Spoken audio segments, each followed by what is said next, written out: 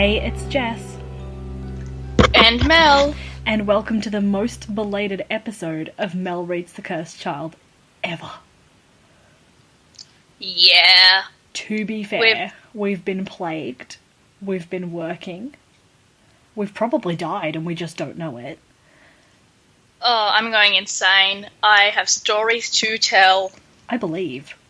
But guess what has happened in the time that we've died? They have finally announced that they are bringing the Cursed Child to, to be in Melbourne. It's going to be in Melbourne. Yay, 8 hours away. It's a 1 hour plane flight. Good point. We should fly down, maybe. We'll see how I think of this at the end, because I have some thoughts. Bitch, are you kidding? I'm going. I'm organising a large group and we're just going to go book out like rows of seats. I don't even care. I have to go. I'm obligated. I need to see how this translates. I need to see how they took the stage directions and turned them into, like, actions, goddammit. I'm invested. I found a parody reading. It's for patrons only of a podcast. Nice. And I started and then I thought, oh, I better not, because I was doing this, obviously. And but it was very funny. They did it as a parody, like... Oh, that's so good. I want to see it. I'm excited for, like, that sort of stuff. But no, I've decided I have to go see it on stage. I think you should too, regardless of however you feel. You never know, you might love this by the end. Can you hear the real... What's it called? Love. The affection? Oh, I'm loving it. It is so amazing. Like, I can't believe JK didn't write it. Literary masterpiece. Alright. Let's recap. We passed the best bit in the whole play, I think, so really there's not much to recap. It's all downhill from here? No, there are some good parts. There are some interesting parts. There are some parts you'll question. Parts that will make you go, wow, what is it? Parts that will make you go, what? Were you high? Oh. Were you drunk? Are you a goat? What? It happens. Are you the goat that Aberforth was doing inappropriate magic on? All these things and more coming to you shortly in The Cursed Child. Is this why you're so traumatized and decided to write this? Yeah. Maybe. Oh, it could... Oh, no, it can't happen. Well, it could happen if you gave the goat a big typewriter. I just got this image of a goat in, like, a typewriting room, surrounded by monkeys on typewriters, because, you know, monkeys are always meant to go type. Yeah, that's pretty much it. This goat just in the middle of all the monkeys with its hooves going clop, clop, clop, clop, clop. One of the monkeys just side-eyes it, like, please. I know you're traumatized, but stop. Stop. Hermione just campaigns. Anyways, alright, let's get a move on. Let's get back to it. Maybe Tonya's caught up with us after all this time, who knows? Tonya? Maybe. Love you. I don't think she has. That's fine. I'm betting, like, money on the fact that she hasn't. You know what, Tonya? That's fine. Maybe you've had the plague too. Yeah, things happen. And you're not missing much. I wonder if she's actually listening along with us anyway, regardless of the fact she hasn't read it. That'd be pretty cool. Yeah, potentially. Tonya, are you listening? Send us a coded message, babes. Turn around, bride. No, wrong scenario. Wrong scenario. Alright, moving swiftly forwards back into the captivating plot that I know has captured your heart and stopped you for weeks. You sit there, you think about it late at night, you wake up in the morning and the first thing you think is, God, I cannot wait to pick up The Cursed Child again. Where did you go this week? On what magical journey? So, we did Act 3, Scene 10 to 16 inclusive. So... we started out in McGonagall's office, and I was kind of with McGonagall until this point, but now she's totally out of character. Like, parts of it I'm like, yeah, I can see the idea of McGonagall, but they haven't captured McGonagall, if you get what I mean. Yep. It's just, yeah, so... Seems to be a running theme, doesn't it? Yeah, but essentially they're there, and the story's told about what Scorpius and Albus have been up to, and McGonagall's like, "What the hell?" And then she like rags on Hermione because Hermione hid the time turner in a bookshelf. Which, hey, in Hermione's defense, I actually don't think it was the worst place to hide it. There are better places, but Of there are course also like worse places. Like I would personally take it, put it in a shoebox, apparate to Russia, go to a playground, dig it up, like a popular playground, put the shoebox in, and then refill it. Because what wizard is going to just apparate to a playground in the middle of the day to dig up a bloody... Yeah, no What one. if a kid digs it up? No, you dig it down far enough they can't get there. See, this is how you got to think. You do know you can only apparate like short distances. There's the whole thing where in book 7, Catch a Voldy boat. was... I just got this image of you on like an old pirate ship standing at the bow, looking out with a time turner clutched in your hands like shading your eyes as you look out over the sea. You look very heroic in my head. Yeah, and I'm like looking for Russia, but in reality, I'm at Disneyland, and I'm facing the wrong way. Jack Sparrow On the Pirates of the impersonator- Caribbean. Yeah, the Jack Sparrow Pirates of the impersonator Caribbean is like, ride. please get down. And I'm like, no, going to Russia now. See someone dressed up as Voldemort, scream and fall off. But, yeah, she's decided that a proper punishment for Scorpius and Albus is detention for the rest of the year, no more Hogsmeade. She cancelled Christmas on them. Can teachers do that? She's just like, you don't get Christmas. Like, what are they going to do? Go to class? Like, you're going to make a teacher teach them on Christmas? I would. Not allowed to go home to their family? Sucks, nerds. That's kind of funny. It's just so... Like, if anybody was going to cancel Christmas, it would be McGonagall. She has the power, but, no, it's just so out of character. I don't know. No, I think in a stretch, McGonagall would absolutely cancel Christmas.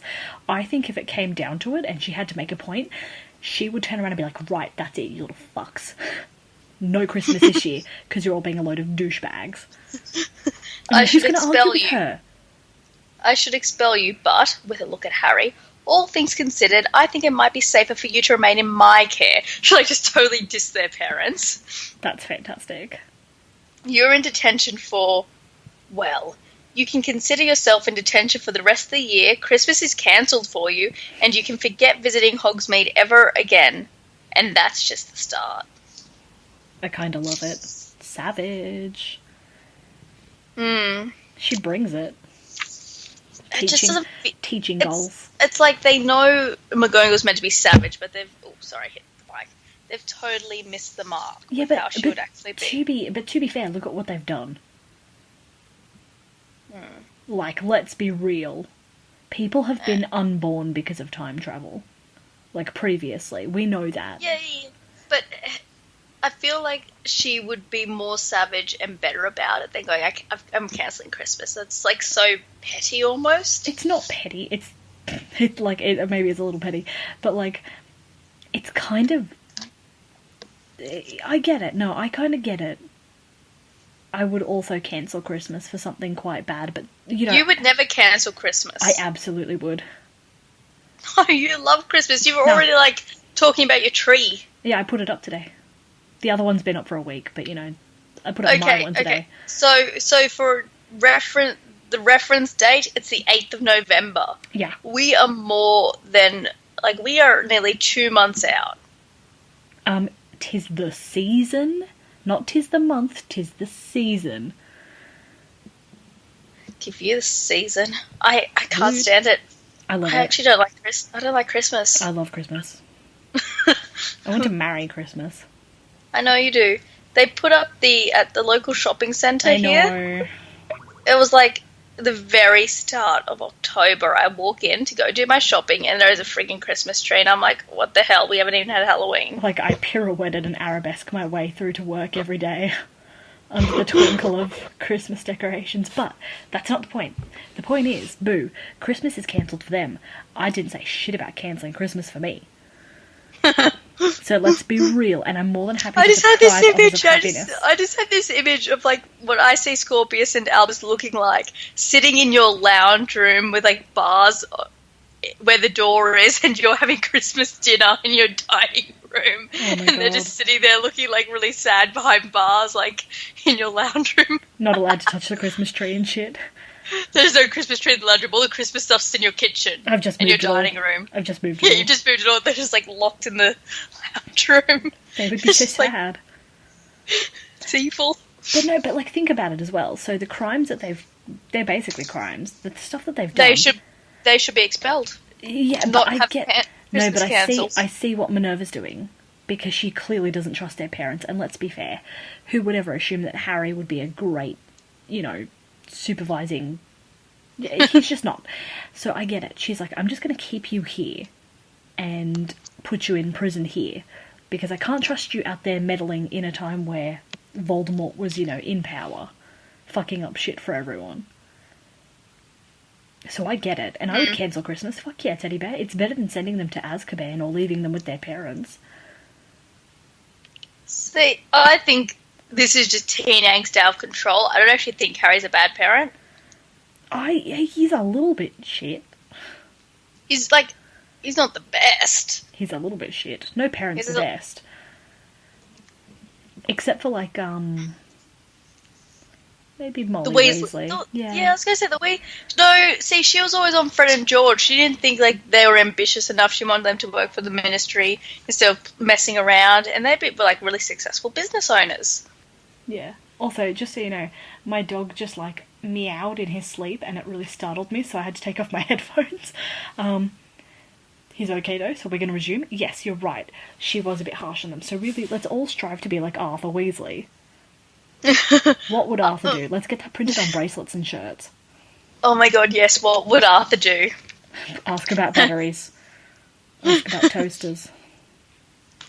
So, after dishing out the punishment, McGonagall decides to be Boss McGonagall and sends the trio, Draco and all them, the older people, who once we would refer to as the kids, but now they're adults, off to go find her, the Time Turner. Go on, get out, the lot of you, and find me that Time Turner. Big cartoon villain, almost. I kind of love it. So that was, yeah. So then scene 11 is in the dormitory, and Harry comes to visit Albus. And yeah, they're pretty much just talking about where the Time Turner is, because Scorpius says he lost it in the lake. So they're going to dredge the lake and look for it. Why not? And they've had no luck yet. Gillyweed? Anyone? Swimming? Accio? I've been thinking Accio. Makes it too easy. That was the first thing that came into my head, was Accio? Surely? I feel like it's too easy. Isn't that? It must be. There'd have to be some kind of wizarding couch. Accio, yeah, there's tentacle to the face. But yeah, then they get on to talking about Cedric being dead and how Albus wanted to save him because it wasn't fair. And Harry's like, well, duh, of course it's unfair, but that's life. Shit happens, mate. That's my paraphrasing of Harry. Yeah, no, I liked it. I approve. I mean, shit does happen, but you probably shouldn't dissuade you should probably accept your son's agony and grief and maybe question it, because he didn't know Cedric, did he? Why are you sad now about this very attractive man, according to, Harry's love interests and shit? See, that would give him some feelings. Maybe that's why he's being petty. He's like, fuck you, Cho liked him, oh, I hate this. It's the worst. It's Harry so good. So then Harry is Albus, if you shouldn't go looking for adventure. Yeah, I know I had a lot of adventure, but I didn't ask for it. It just happened. Yeah, bullshit. So I'm just yeah, that's what I was going to do. I was like, Harry, you were everyone said, Harry, don't do it, and you're just I'm going to do it. Harry, no. Harry, yes. Yeah, Exactly. But a really good thing that happens is that Harry says, you know what, Scorpius isn't a bad kid, and, you know, you should be friends with him. Oh, So, yeah. so that was nice. So then we have another dream sequence, and to sum it up, Harry goes to visit his parents' grave with Petunia, and Petunia's like, nobody liked your parents, they had no friends. And Harry's like, yeah, but there's like flowers everywhere. And then she's like, oh, they must have blown over from other graves. And he's like, yeah, it has letters to my parents on the flowers. And then Voldemort rises out of the grave. Dun-dun-dun-dun. Like in that scene from Fiddler on the Roof. Have you seen that? I've seen bits of it. Okay, I really need to watch it. There's this fantastic scene where the father is he's describing a dream he's having, and this woman rises from the grave in a very dramatic fashion and sings quite a spiteful little song, and that's exactly what I picture. And I hope that that's how they portray it on stage, because when I go, if it doesn't suddenly, like, leap into a musical, I'm gonna be disappointed as shit. Like, that's gonna be it. Personally, I prefer Cthulhu on the Roof, just saying. If I was a rich man, anyways, I just wanted to bring that up because I thought that was a beautiful visual. So, yeah, Voldemort rises up and he's like, do you still see with my eyes, Harry Potter? And from within Voldemort's cloak bursts Albus, screaming for Harry. As you do. Like and then... So, in the stage direction it says there are some words spoken in Parseltongue. He's coming, he's coming, he's coming. Because none of us understand Parseltongue, would it just be like hiss, hiss, hiss, or would it be like, he is coming? I think a bit of both. I wonder how they do it. Yeah, well, we have to go see it to find out. Yeah, no, I don't know. Yes, maybe. We'll see. Sorry, now it's stuck in my head. And then, as always, the voice of Voldemort going, Harry Potter. You just know that's taken from the movie, him saying it like that. I don't think he ever says it like that in the books. Yeah, pretty much. Oh, he might. We don't know. We have to ask JK what her vision was. So, as I was... interview with about Voldemort, which I'm going to have one day, I just know it. Yeah. Yeah. Your obsession with Voldemort does scare me. I have questions, that's all. Voldemort, where's the body? Yeah, we're totally going to have to talk about that one day. Not today. No, not today, for a while. Today's we not can the day talk. We can talk about it. We can talk about it after you give me a few martinis. When we're both at a very certain point. When I've had a few cruises and you're tipsy on something. Alright, so we've had a mad dream. Hiss, hiss, motherfuckers.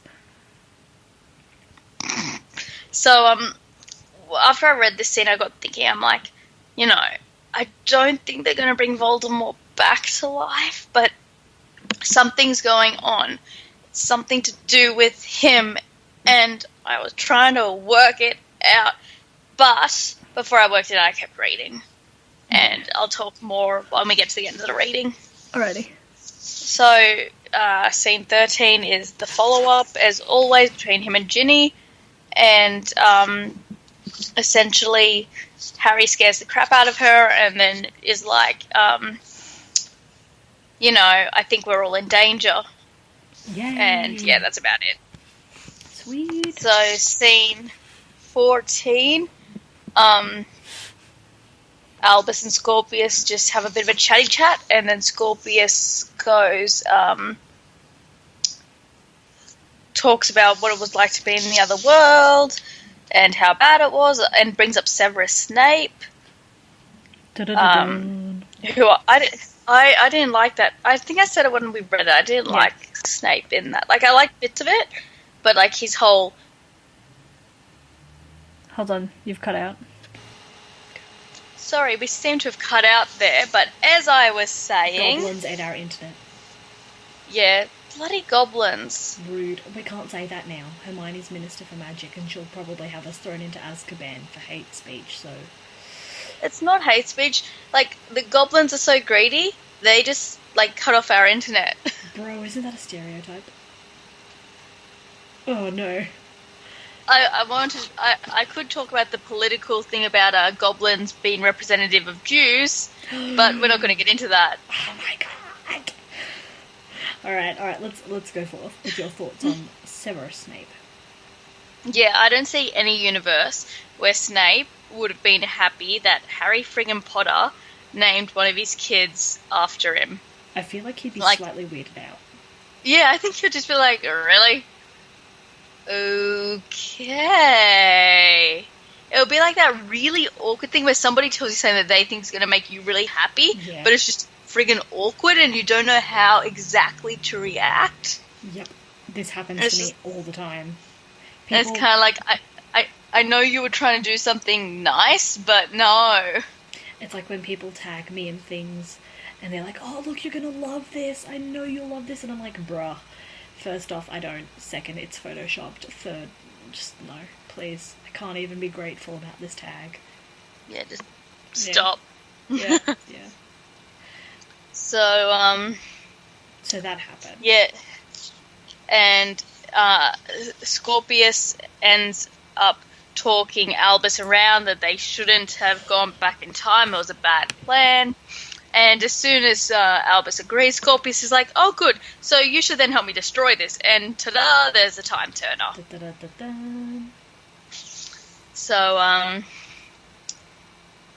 he is like, oh, yeah, so it turns out I can be a really good liar and stuff. And Albus is like, maybe we should tell some adults about this. You know, the first time he's decided to be a reasonable person, and now Scorpius is like, nah, we can't trust the adults. Oh, goody gumdrops. Yeah. Something I really liked, and I'm sure it was in this scene. Maybe it wasn't. Well, oh yeah, Scorpius is like so happy to be back in the right universe that he's like, when Rose came up to me today in potions and called me a breadhead, I didn't know that was an insult. I almost hugged her. No, there's no almost about it. I actually tried to hug her and she kicked me in the shins. Go, Rose. Yeah, so I've decided that Rose is not part of a new Golden Trio. No, you don't think so? It's not going to happen. Are you sure? Pretty sure. We have time. Maybe I'll be wrong. Maybe there is time, but she's been so minor. Did you... Like... Okay, alright. Like, maybe it'll turn around and I reserve my right to then change my mind. Uh-huh. But, When you know for certain, you'll change your mind. So, next thing you know, who the hell Craig Borker? Craig Borker Jr. I've, like, missed this character or something. I think has been along in bits and pieces. No, I don't think his name's ever been mentioned. He's a teacher, and I swear to God, his name has never been mentioned. He's a what, sorry? He's got to be a teacher of some kind. Oh. Oh, yeah.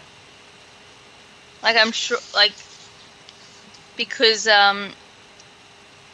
she's like, when they realize the kids are missing, McGonagall goes to him, let's turn this school upside down, Craig, we've got work to do.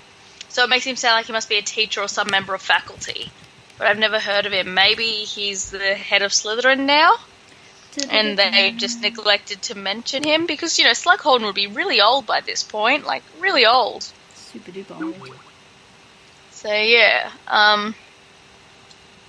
Anyway, so Harry and Ginny break into Slytherin dormitory, find out that Albus is missing, and then McGonagall conveniently turns up. Acting out of character with then let's turn this school upside down. Craig, we've got work to do. Turns out McGonagall is the cursed child. This whole book's a cursed child. But, yeah, Ginny and Harry have a fight because Ginny's like, obviously, you've done something, Harry. And Harry's like, no, we had a good talk. I swear. For once. And Ginny's like, yeah, well, This the is more what mistakes seems you to make a make, the good harder job. I find it to forgive you. Oh, so scene 16. Scorpius and Albus go out to destroy the Time Turner in the Owlery. And, Why would you go to the Owlery? Poor Timmy. He's traumatized by the yeah, Owlery. it's just, Poo everywhere. and Albus, of course, then has to be like, we shouldn't destroy it with a spell we know works. We should try different things to create a new way to destroy Time Turners. Really? As you do. Really? Just destroy the thing. And then Delphi turns up, and can I just say, oh, wow, I did not see this coming. I am so shocked at this twist in the story. Oh, wow. With a name like Delphi.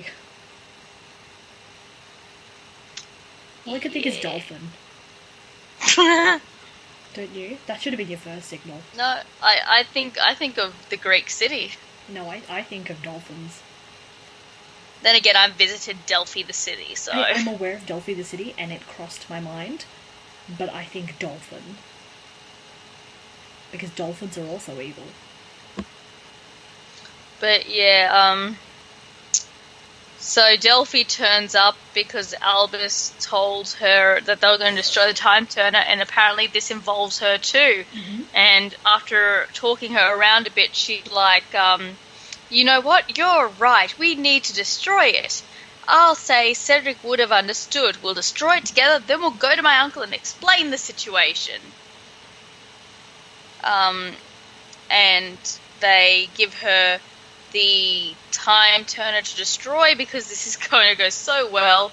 And at that moment, they notice she has a tattoo, which is an augury.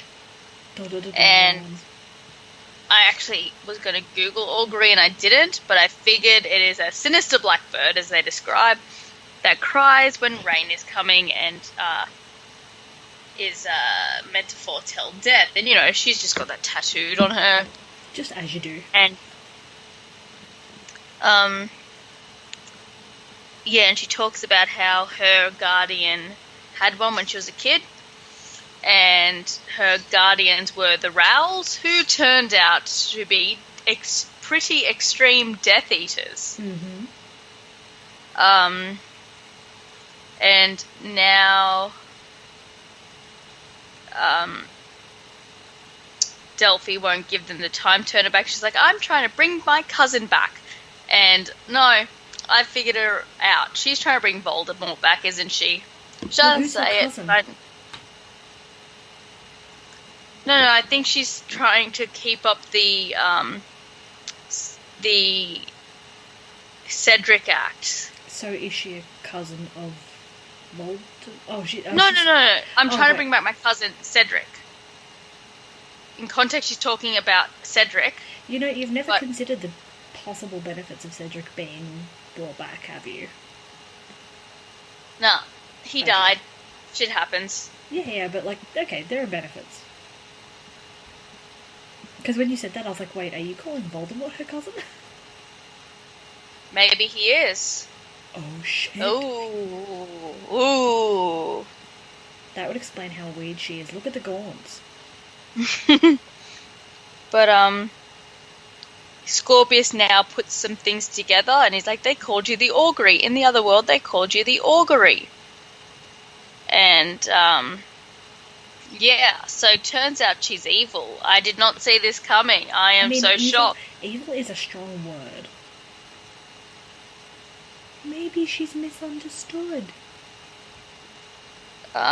So she has been controlling Amos. So I'm guessing he's under an Imperius curse, because she goes, but you're far easier to control than Amos. And then Albus is like, who are you? And she's like, I am the new past. I am the new future. I am the answer this world has been looking for. She's Voldemort's kid, isn't she? No. Freaking, because they keep saying Voldemort has a kid. There's been all this shit about Voldemort, and now there's this woman who's evil, and you know, I don't know. Have She's this conversation about how that couldn't work. but Alright, they're so being keep visiting telling sperm me. banks and womb tanks. Okay, that's where we're back to. So that's the end of my reading, and I'm sticking to the fact that okay, maybe there was some artificial insemination going on. Ooh, I don't know. God. Who the hell did he sleep with? Like, if Voldemort slept with somebody, who would it be? Dude, that would be out of character. Okay, but you Okay, force I don't- Voldemort to sleep with someone. He has to. He can Okay. sleep with. He can choose the person he has to sleep with. Alright, But he you're has gonna to sleep with someone. You're gonna force Voldemort to sleep with someone? Good luck. Go for it. Go for your life. Try.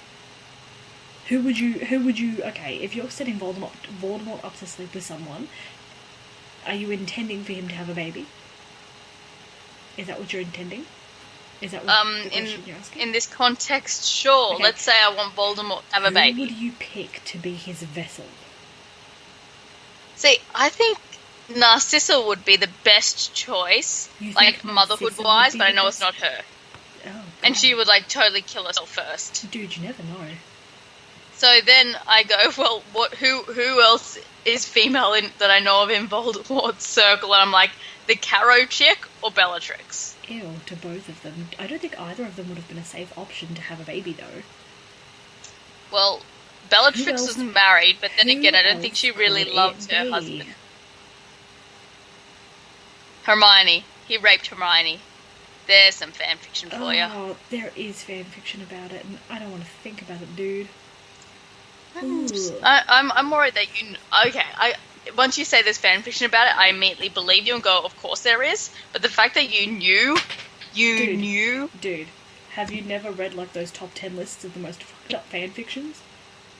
You've never I spent only time on Reddit. read. Okay, there we go. I Okay, only read so, My Immortal. So, you're assuming that Delphi is going to be the child of the Voldemorts? Yeah. Is that what you're Or going to do? there's definitely a strong connection to Voldemort, and I'm guessing she Does wants it? a time turner to bring him back. Does it... Okay. Is it so? Because I did some maths after I did the reading, Okay. Ow. and she would have been born just before the Battle of Hogwarts, like within that year. Okay. Because she was like, Is that practical? she's 22 now, 22, 23, and that would fit in her birth being around the Battle of Hogwarts time, around the 6th or 7th book. But everyone showed up to the Battle of Hogwarts. Didn't they? Like, well, they're not going to bring the baby. Yeah. But would someone who's just had a baby go to a battle? Surely. I don't know. So it Some couldn't people some people turn back up to work 3 days after having a baby. That is, I mean, being a Death Eater's a job. Yeah, but you're not. This isn't just a job. If you've been given care of that child, who is a relative, you believe, of Voldemort, are you gonna go to your normal work functions? I doubt it. They're pure bloods. They don't care. The house elf looked after her. No way. Yeah. Okay. All This right, is so getting you ridiculous, think- but she's Yeah. definitely Like his third cousin twice connected to Voldemort. Maybe Like she's like a super fangirl. raised by Death Eaters. But see, now I'm really. Mm. She's got to be something like, I don't know, like a chosen one almost of some sort. There has to be something more to her than my she's God. just some. Maybe she's a Random. Horcrux. She can't be just some random child of a Death Eater who's decided to Unless she's bring a back Horcrux. Voldemort. Because if they were going to do that storyline, they would have used Draco.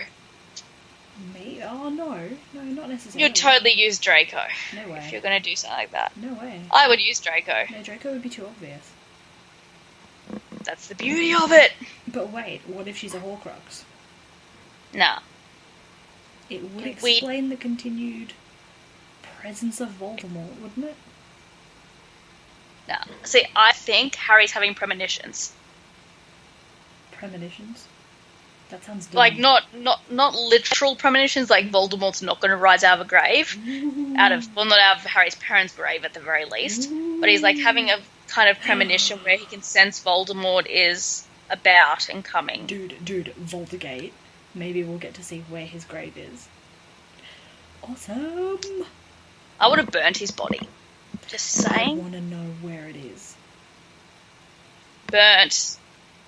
Viking funeral style. No way. They wouldn't have even bothered with, like, a pyre. They would have just been like, bang. Done. Yeah, incendio. Yeah, pretty much. Gotten some muggles to blow it up.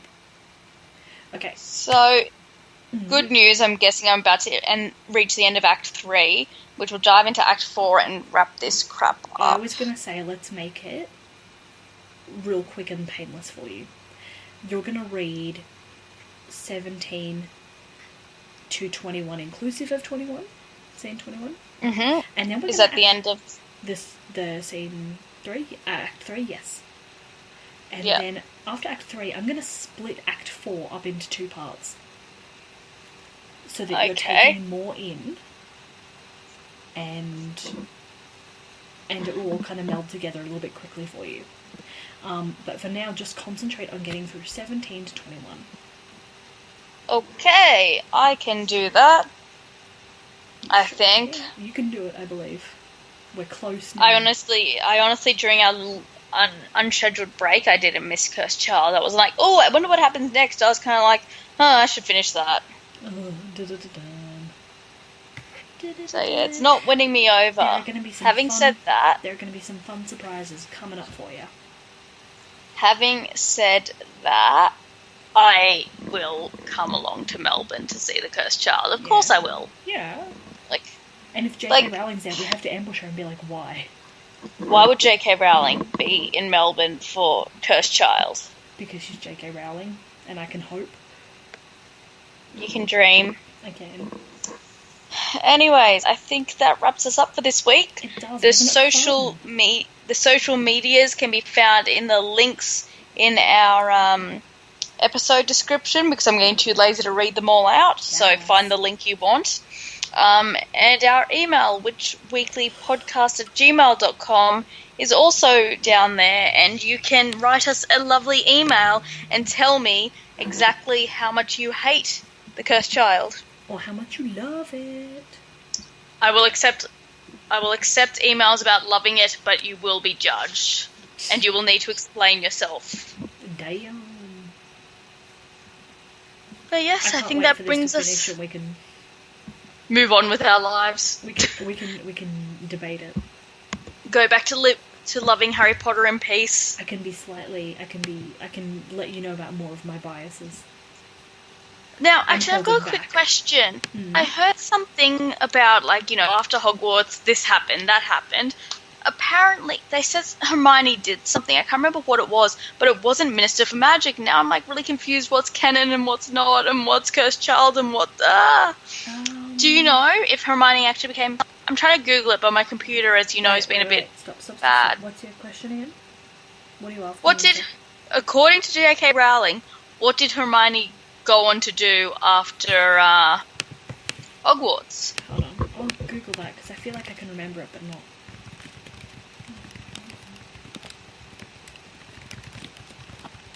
Because I remember she came back and she finished and graduated.